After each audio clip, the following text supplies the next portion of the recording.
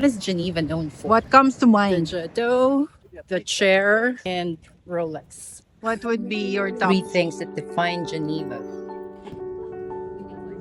Geneva is where the luxury doesn't really announce itself. It just exists quietly in the buildings, the lake, the way people dress, the way the streets feel calm even when they're busy. And honestly, after spending the day here, I finally WHO. understood something about quiet luxury that also applies to interiors. It's not about having more, it's about knowing when to stop. Hi everyone, welcome back to Says Interiors, where we talk about home, escapes, and life and style through a more elevated but realistic lens. Today I'm taking you with me through Geneva, not just as a travel day, but as a design observation day, because every city teaches you something if you pay attention. And Geneva for me is a lesson in Mm. restraint. Yan na yan. Tapos yung katapat niya, ang entrance ng Polish, and quiet confidence, even if it's our fourth time here. Yan yung entrance ng UN? The first thing you would notice was how controlled everything Ay, oo felt. nga. Not cold, but composed. The roads, the buildings, the scale of the city, nothing felt Ito. overly decorated or chaotic. And that's actually a design lesson. Sometimes we think a space needs more accessories, more color, more styling, more personality, but sometimes what it really needs is better editing. Geneva has that edited feeling.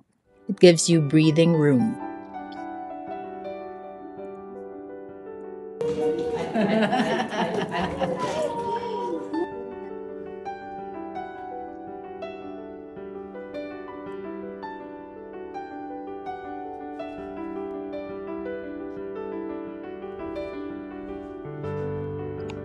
Walking through the city, the architecture has this classic European rhythm: repetition, proportion, balconies, shutters, stone, soft neutral tones. Nothing is trying too hard, but everything feels intentional. That's exactly why neutral spaces can still feel expensive. It's not the beige or the white wall doing the work, it is the proportion, the texture, the contrast, and the discipline behind it.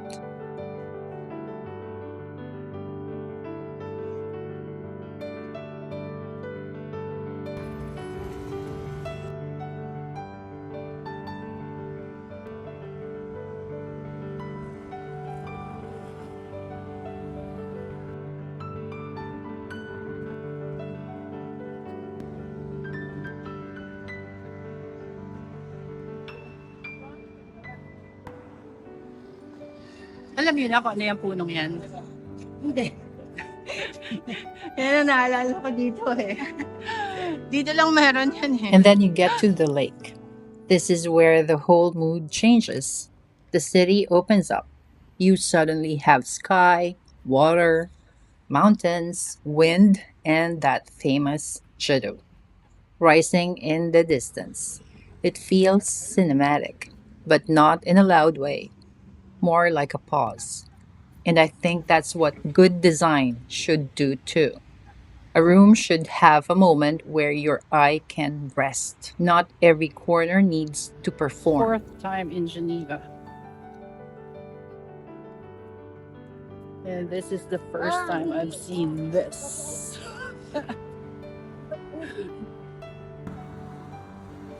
And it's a rainy day. Red na yun, na spot. Huh? Teka, Ah. Ah. sa buong Switzerland na ito. Hmm. This is where quiet luxury starts to make sense. It's not just expensive materials, it is space, it is restraint, it's confidence. In interiors, that could mean one beautiful lamp instead of five small accessories.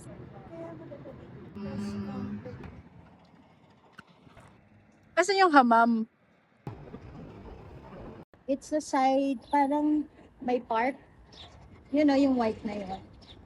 Nakasulat, hindi. Yung sa... Oo, pwede na ba? Quiet luxury is less about showing people what you spend and more about showing that you know what matters. And I think this connects so well to this new chapter of our lives, like many of us are in. Whether you're downsizing, refreshing your home, becoming an empty nester, or just asking yourself what the next version of your life should feel like. The answer is not always to buy everything new. Sometimes the answer is to edit, to simplify, to keep the things with meaning and let go of the noise.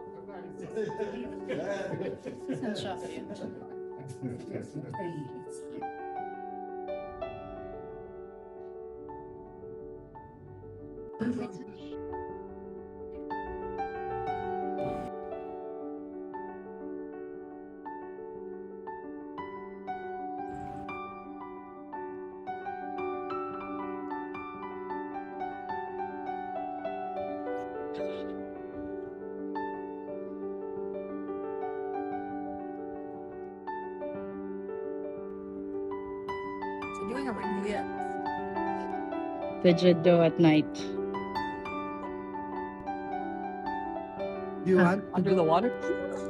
This part of the walk was one of my favorites because it felt almost like a design composition. You have this long line leading the eye forward, the water on one side, the city on the other, and the sky doing all the drama. In a home, this is like creating a clear focal point. Maybe it's a fireplace, a window, a beautiful piece of art, or even just a styled console. The point is, give the eye a destination.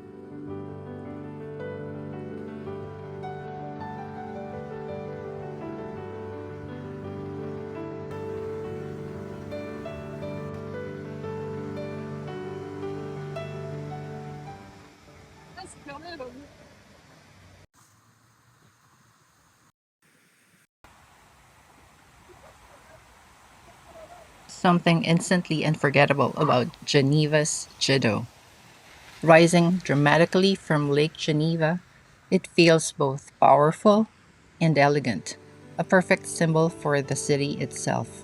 Originally created as a practical water release valve, it has become one of Switzerland's most recognizable landmarks.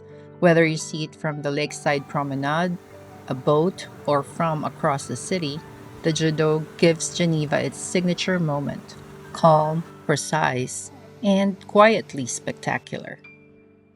What is Geneva known for? It's the Judo, the chair, and Rolex. Then we had a simple break, and even this part felt like travel in the most ordinary but beautiful way. What Do you know what a smack burger is? haven't had it. Sitting down, looking around, people watching, letting the day slow down for a second. This is also part of lifestyle design. A beautiful life is not only the big view of the perfect room. Sometimes it is the small pause in the middle of the day: a table, a drink, a conversation, a window, and enough time to enjoy it. Name your top 3 things about Geneva.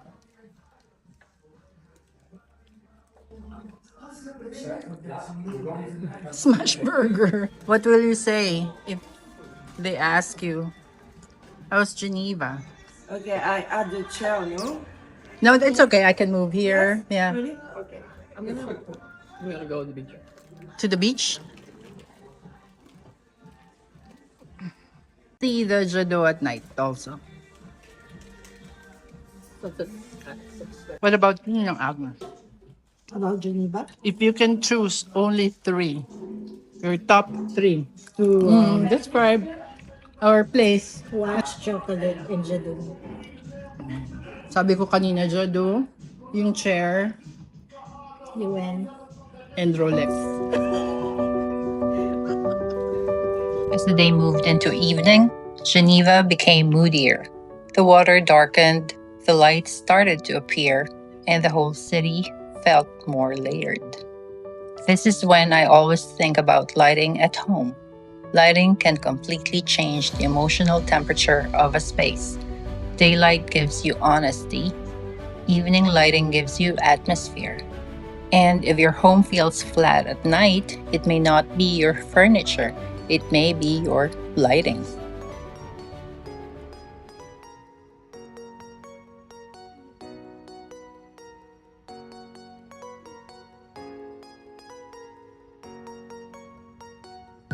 Describe Geneva. What would be your top three? Top three what? What comes to mind? Your top three when you describe Geneva. Banks, The lake. The lake. The lake. Okay, banks, one. private banks, watches, and international organization. Okay. Ikaw, John. Me, the Old Town, the UN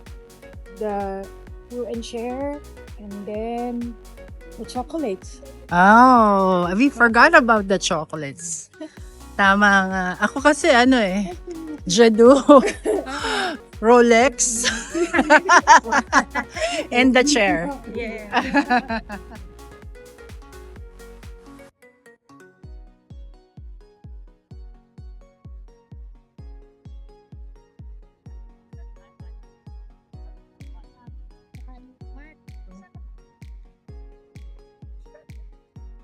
Gusto, ando ng Then came the luxury storefronts Dior, Cartier, all those polished windows and glowing signs. But what I noticed was not just the brands, it was the control, the spacing, the way each display had room to breathe. Luxury retail understands negative space very well. They do not pack every inch, they let one object feel important. That is a lesson we can absolutely use at home. Fewer pieces, better placement, stronger impact. I also love catching little interior moments while traveling. These small details are often more useful than the big tourist shots because they give you the ideas you can actually bring home. Maybe it is a checkerboard floor, a warmer neutral palette, a better mirror shape, or a simple tray moment. Travel becomes inspiration when you know what to look for.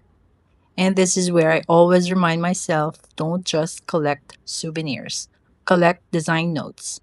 A color combination, a material pairing, a shape, a feeling. Maybe Geneva teaches you to use fewer things but choose them better. Maybe it reminds you that calm can be luxurious. Maybe it makes you rethink your own home and ask, what can I remove so the beautiful things can finally breathe? Oh, Gab, ice cream.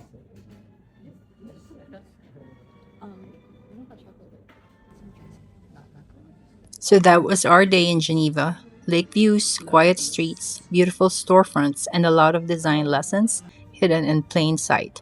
My biggest takeaway quiet luxury is not about being boring, it is about being edited, calm, and intentional. And that's the kind of beauty I want more of in travel, in home, and in this next chapter of life. Good If you night. enjoyed this video, subscribe to Sess Interiors for more home escapes and lifestyle. And remember, style is what you make or break. Until the next one, love and light to all. Bye.